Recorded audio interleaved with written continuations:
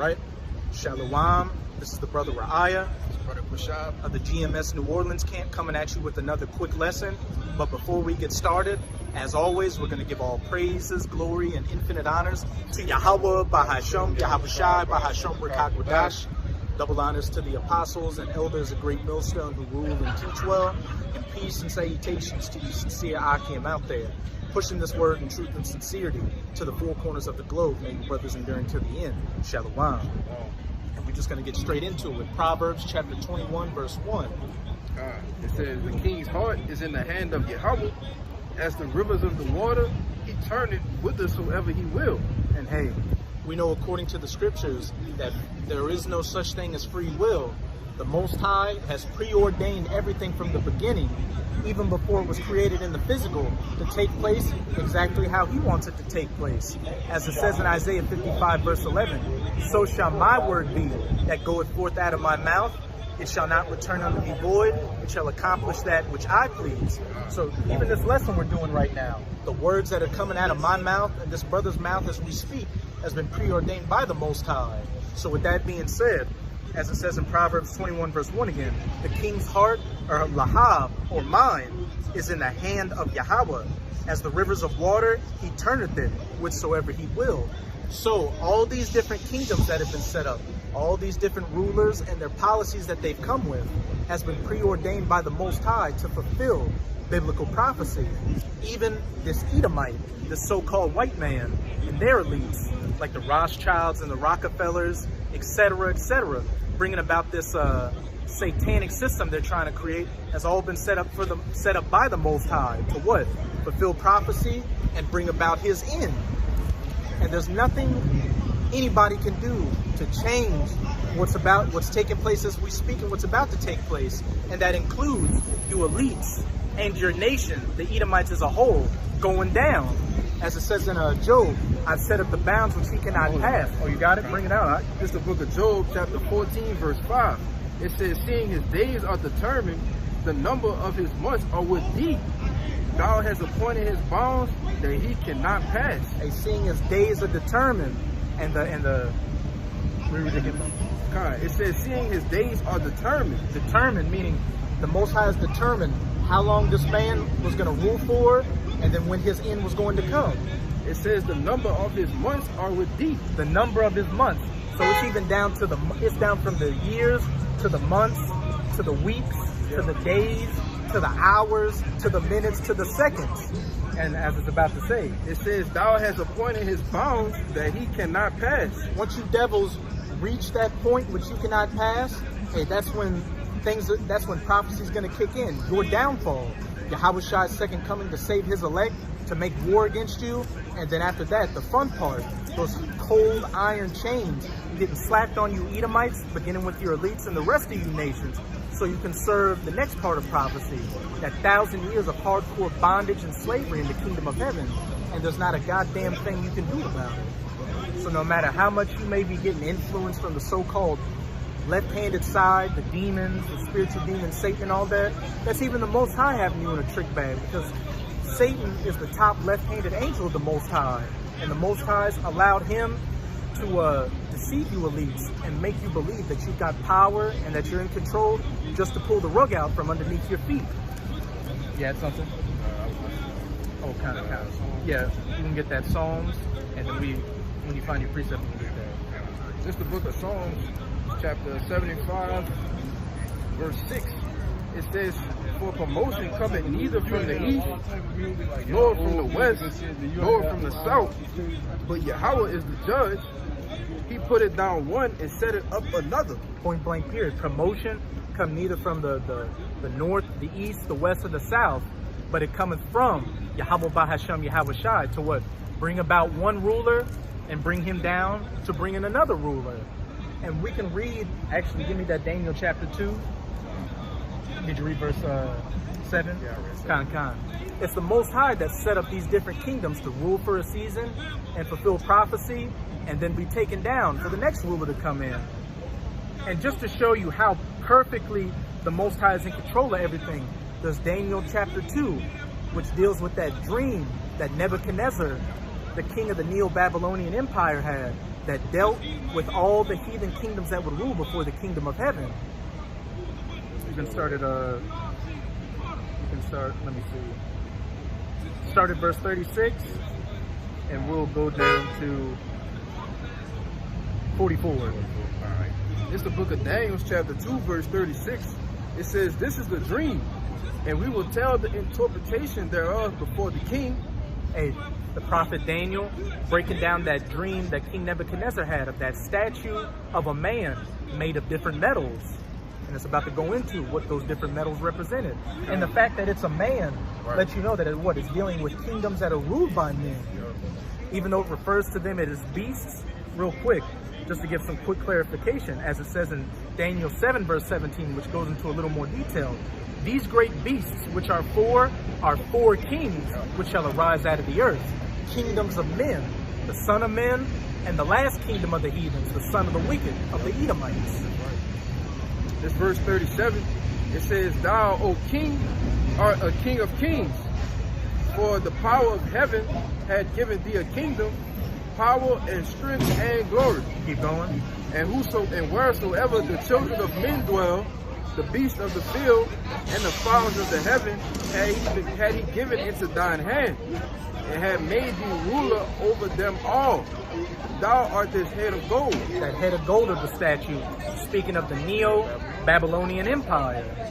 And now it's about to go into what came after it.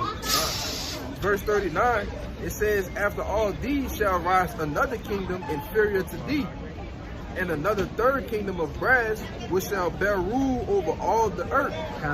And that kingdom, and another thing, King Nebuchadnezzar was dead by the time the next kingdom came into power, the Medo-Persian Empire. So that just goes to show that the Most High had everything preordained from the beginning. So that next part of the statue is speaking of the arms and the breasts of silver, the Medo-Persian Empire, and then it goes into the belly and the legs of brass. Who took over the Persian Empire? The Grecian Edomite empires, led by who? Alexander the Great. And this is all historical documents that you can go look up. We didn't just watch Star Wars or something and come up with our own, interpretation of the Bible and go out and preach it. No, this is all historical documents and facts, which even before we came out and prophesied it, it was preordained from the Most High from the beginning. If I could add too, when this was written in the book of Daniel, this was way before this was already preordained. When each kingdom came into power, they had their set time, their set place, all right, to go in and out of power. The next kingdom came, the other one fell. Another kingdom came, another one fell. And the same today, man. You got it, bro. Hey, that backs up back in that Psalm 75. The Most High setteth up one and taketh down another. Yeah. Everything's been preordained by the Most High to fulfill the script of his movie. Don't get that twisted. This is back in Daniel 2 and 40. It says, "And the fourth kingdom shall be strong as iron, for as much as iron breaketh in pieces, and subdueth all things, and as iron that breaketh all these, shall it break in pieces and bruise." And then what came out after the Greek empires? The Roman Empire. And they even call it the Greco-Roman Empire, because they were ruled by the same nation of people, the biblical Edomites. These so-called white people out here today calling themselves Americans, European, Russian, all that. So those legs of iron were speaking of the ancient pagan Roman Empire. And then we know that Jake took over the Roman Empire from the Edomites, and it became the Byzantine Empire, the Eastern Roman Empire, and that devil Esau was put down for 1,000 years, which is known as the Dark Ages. When you even read the period of that, it says it was about 1,000-year period, and it speaks in Revelation 20 that old serpent, that great dragon, had that chain put on him for 1,000 years, that he should not torment the people. But then, at the end of that 1,000 years, what just happened to take place? The Renaissance, the rebirth, which dealt with them bringing back a lot of that Roman artwork, bringing back the Latin, and just basing this current system off of the ancient pagan Roman Empire. Hence, where we're at right now, the fulfillment of it. Keep going on. As verse 41, It says, whereas thou sawest the feet and toes, part of the potter's clay and part of iron, the kingdom shall be divided. Keep reading. But there shall be in it of the strength of the iron, for as much as thou sawest the iron mixed with miry clay. And as the toes of the feet were part of iron and part of clay, so the kingdom shall be partly strong and partly broken. And now we're coming into the last part of that statue, the feet. Those feet that are part iron and part clay, which is this reincarnated Roman Empire, the NATO-EU alliance that the U.S. is a part of, and that partly strong, and it goes into, you've got your stronger nations like the U.S., France, Britain, and Germany, and then you've got what's known as the weaker nations economically, the pigs, Portugal, Italy, Ireland, Greece, and Spain. And you can go look this up. And also, it's two components to it. NATO, the military aspect, which is that strong iron part, and then the European Union, the economic side of it. And some nations that are in the EU aren't in NATO, and vice versa. So the scriptures perfectly line up with secular history and secular geopolitics and things taking place in these modern times perfectly line up with the scriptures. Why? Because the Most High has set up everything from the beginning. Keep going on. Verse 43, it says, and whereas thou sawest iron mixed with miry clay, they shall mingle themselves with the seed of men, but they shall not cleave of men, but they shall not cleave. Salakia, I read the same line twice. It says, they shall mingle themselves with the seed of men, but they shall not cleave one to another, even as iron is mixed with the clay. Keep going on. And in the days of these kings shall the power of heaven set up a kingdom which shall never be destroyed, and the kingdom shall not be left to other people, but it shall break in pieces and consume all these kingdoms, and it shall stand forever. So contrary to what these elites are thinking, them bringing about that NW0, that GREATRESET, that fourth industrial revolution, contrary to them thinking that they're going to be in control of everything and succeed with their plans, as we clearly see in the scriptures, there's another kingdom to come after it that's going to break that statue into pieces, and it shall not be left to other people. So what's that next kingdom to come? The kingdom of heaven, the kingdom of your the kingdom of Yasharallah, the kingdom of Yahawashi, with Yahweh at the head, then Yahawashi, then what? The 144,000 of the elect of the nation of Israel, the governing body, and within that, you've got King David and the rest of the 12, and then it trickles down to the rest of the elect, and to the 2/3, and then outside of that rulership, what? The heathens underneath our feet. Keep going on. Verse, I think we're at 45. It says, for as much as thou sawest that the stone was cut out of the mountain without hands. And what is Yahawashi referred to as? The chief cornerstone. Yeah. And when Esdras saw Yahawashi's chariot, he described it as a great mountain. Yeah. And what's this great mountain, this stone, going to do? This great millstone. It says, and that it break in pieces the iron. Oh, it said cut out of the mountain without hands. A great mountain, kind. It says, and that it break in pieces the iron, the brass, the clay, the silver, and the gold. The great Yahweh had made known to the king what shall come to pass hereafter. And the dream is certain, and of interpretation thereof sure. And the dream is certain, and the interpretation thereof is sure. So all these things will come to pass. And what happened? Babylon went down, they came the Persians. They went down the Greeks. They went down the Romans.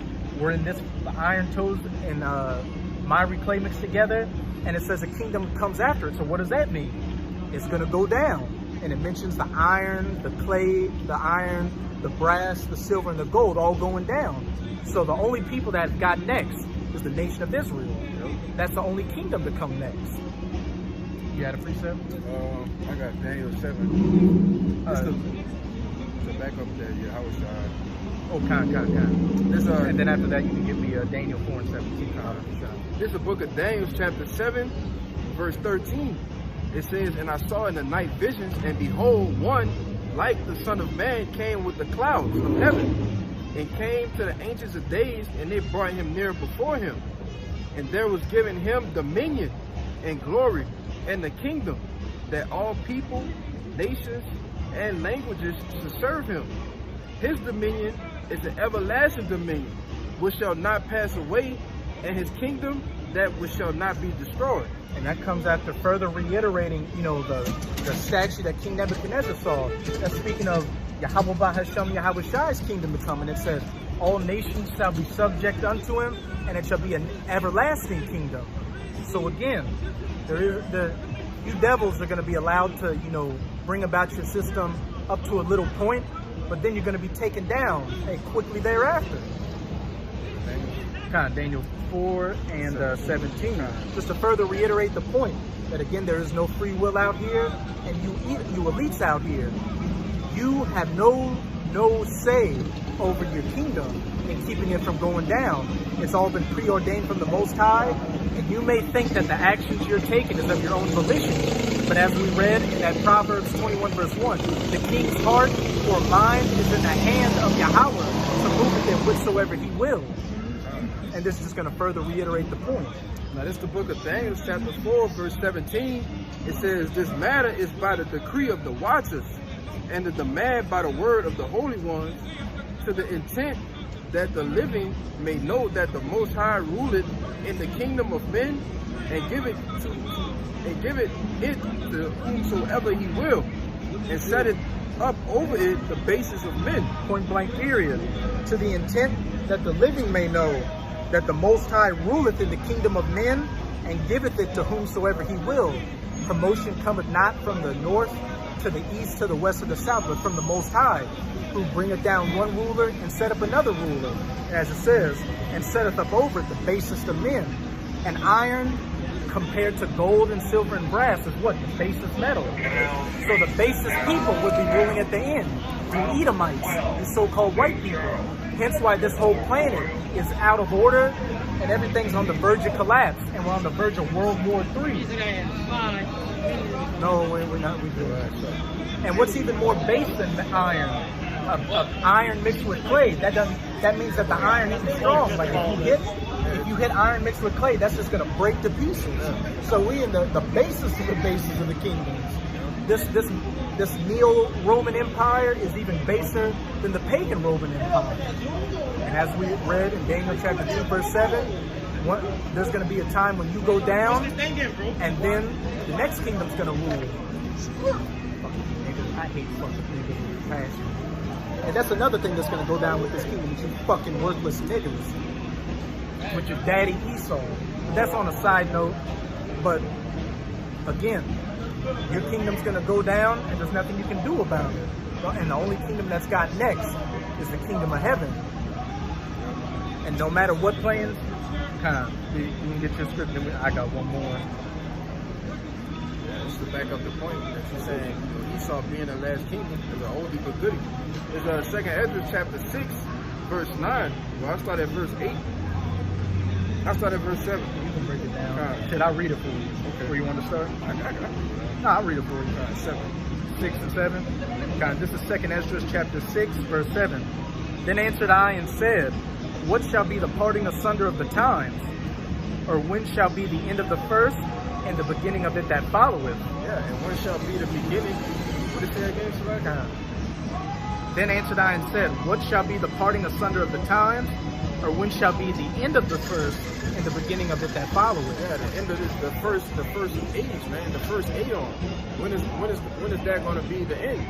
This was Ezra's inquiring of the Lord, man, in the beginning of it that followed.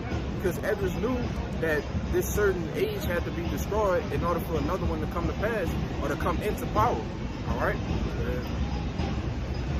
Verse 8, and he said unto me, from Abraham unto Isaac, when Jacob and Esau were born of him, Jacob's hand held first the heel of Esau. Right, and Jacob's hand holding first the heel of Esau is a representation of us being raised up in these last days in Esau's kingdom, pulling him down. All right? Hey, what was the last part of that statue? Yeah, Esau's kingdom. What was it though? The Mari, What body part was it? The toes.